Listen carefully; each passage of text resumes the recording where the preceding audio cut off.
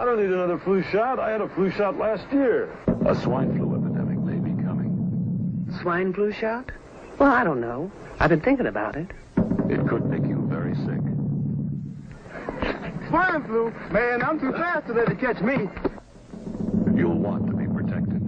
I'm the healthiest 55-year-old you ever seen. Hey, I play golf every weekend.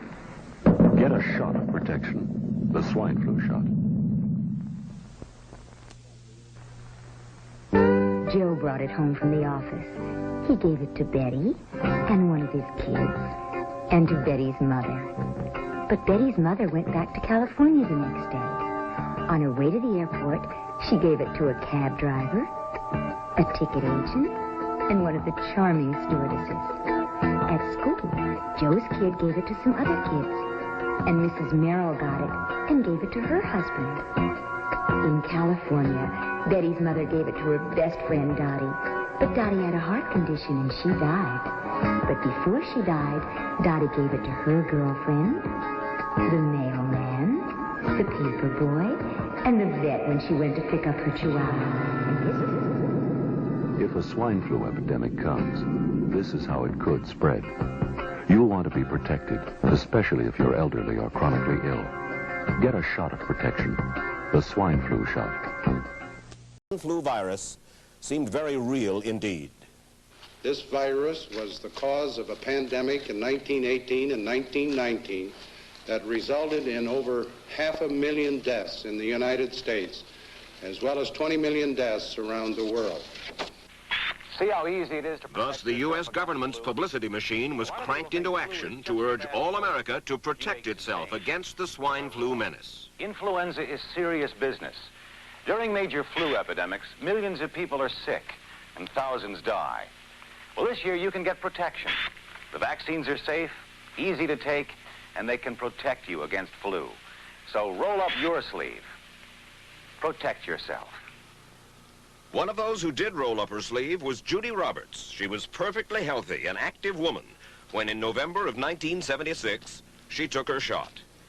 2 weeks later, she says, she began to feel a numbness starting up her legs. I joked about it at that time. I said, I'll be numb to the knees by Friday if this keeps up. By the following week, I was totally paralyzed. So completely paralyzed, in fact, that they had to operate on her to enable her to breathe. And for 6 months, Judy Roberts was a quadriplegic. The diagnosis? A neurological disorder called Guillain-Barré syndrome, GBS for short.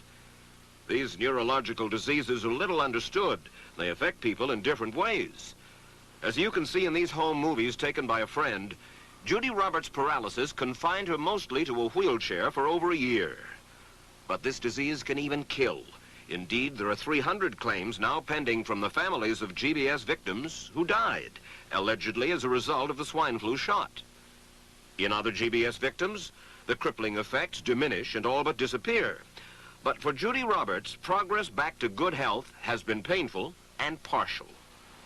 Now, let me ask you about the vaccine itself, because what also so damaged that campaign and what maybe people are most worried about is because of the paralysis syndrome that afflicted 500 people who got the vaccine, people are afraid that in the future even a killer flu won't get us worried enough to take the risk of the vaccine itself. I think that's a misperception. One of the reasons I wrote this book was to make a plea for governmental continuation of efforts in this area. I happen to think, as I think most virologists believe, that there will be a major antigenic shift, and sooner or later there will come another worldwide pandemic, and that we should get ready. The reason I wrote the book is that heads rolled as a result of what they call the fiasco, the swine flu fiasco of '76. That is, that the director of the Center for Disease Control in Atlanta was fired. The Assistant Secretary for Health in the Department of Health, Education, and Welfare was let go. And I'm afraid that government officials will not act out of fear for making a mistake the next time.